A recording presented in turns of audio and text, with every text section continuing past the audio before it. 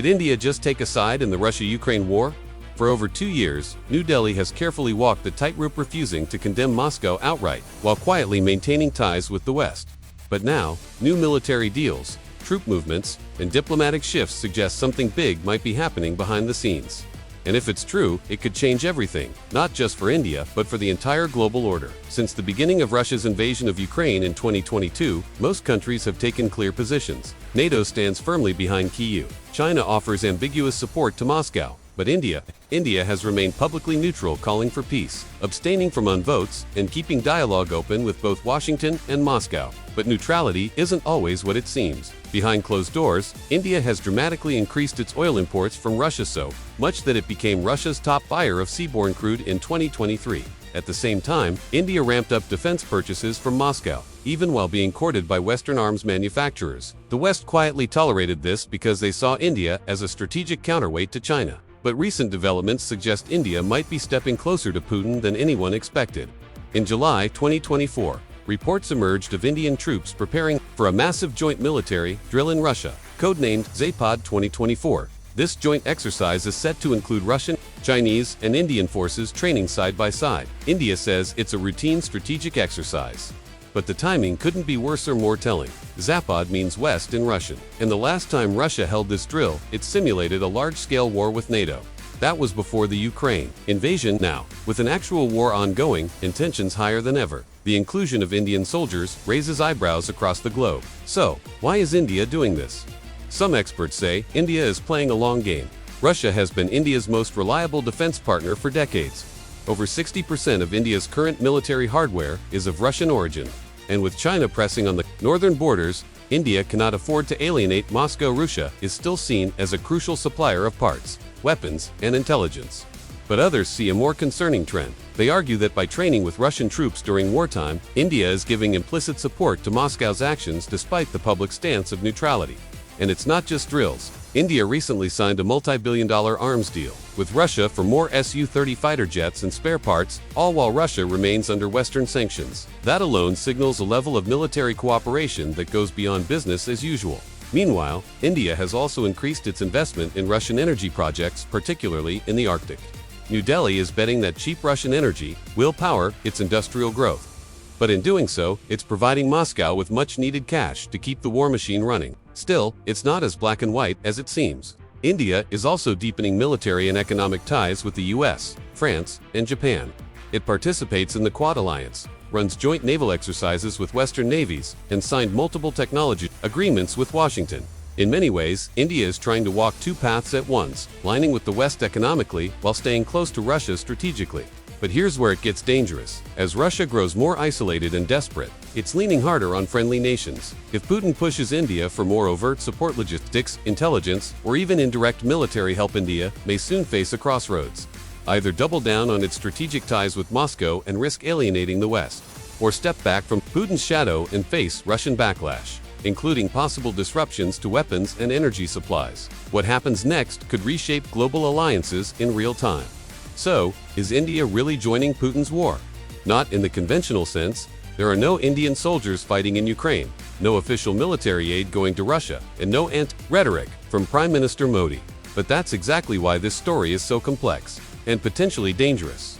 Behind India's diplomatic silence lies a highly calculated strategy. New Delhi isn't just playing neutral, it's trying to build its own independent axis of power. A world where India doesn't have to choose between Washington and Moscow. A world where India becomes a superpower in its own right. But to reach that goal, India is willing to play both sides of the chessboard, even if it means walking a very thin line. Take a closer look at India's current moves. Yes, they're doing joint drills with Russia, but at the same time, they're running air combat exercises with the French Air Force, expanding logistics agreements with Australia, and even working with the US Navy on an eye-powered surveillance tech in the Indian Ocean. It's not even, it's both. Still, these choices come with growing risks. Russia is using India's oil money to dodge Western sanctions. In return, India gets discounted crude that keeps its economy running. But by doing this, India indirectly helps finance the war in Ukraine whether it wants to or not, and the West is starting to take notice. Washington hasn't sanctioned India, but voices in Congress and Europe are getting louder. They're asking, how can we treat India as a key ally in our Indo-Pacific strategy when it's quietly fueling Putin's war chest? If these concerns grow stronger, India could eventually face a backlash, especially if Russia escalates the war or begins targeting NATO assets more directly. And this brings us to a chilling scenario. What happens if Russia, in desperation, asks India for deeper support? Not just oil deals or training exercises, but logistics, cyber capabilities, or political cover on the global stage. Would India say yes? Or would it pull away? This is where India's biggest challenge lies. Russia is no longer just a defense partner, it's becoming a liability. The deeper India gets involved, even indirectly, the harder it will be to untangle when the geopolitical cost rises. And Moscow knows this. That's why it's working to lock India in through long-term energy and arms deals. Meanwhile, China is watching all of this very closely. Beijing and Moscow have grown much closer in recent years, with President Xi and Putin publicly declaring a no-limits partnership. For India, that's alarming, because its biggest strategic fear is a two-front threat: Chinese pressure on one side, Pakistani instability on the other. So, while India cooperates with Russia, it also quietly hopes to keep some distance from the Russia-China embrace. But here's the irony. By partnering too closely with Moscow, India may end up empowering Beijing, indirectly especially if China leverages that alliance for influence in Central Asia, the Indian Ocean, or even the Indo-Pacific. That's why India's balancing act is becoming more fragile by the day. It's not just about choosing sides, it's about managing influence, economic leverage, and long-term security. If the West ever decides that India has gone too far in supporting Russia, key tech transfers, military aid, and diplomatic goodwill could disappear overnight. Yet India has one big advantage: timing. The West needs India just as much as India needs the West. As tensions with China escalate, New Delhi becomes a vital partner in everything from semiconductor supply chains to naval security. That gives India leverage. And it's using that leverage to buy time, build capacity, and expand its influence in South Asia and beyond. Still, time may be running out. The longer the Ukraine war drags on, the harder it is to maintain strategic ambiguity. Each new arms deal with Russia, each joint drill, each energy pipeline adds another layer of risk. Eventually, India may be forced to choose openly, and when that moment comes, it won't just shape India's future. It could determine whether the world sees a new Cold War, a path toward global realignment.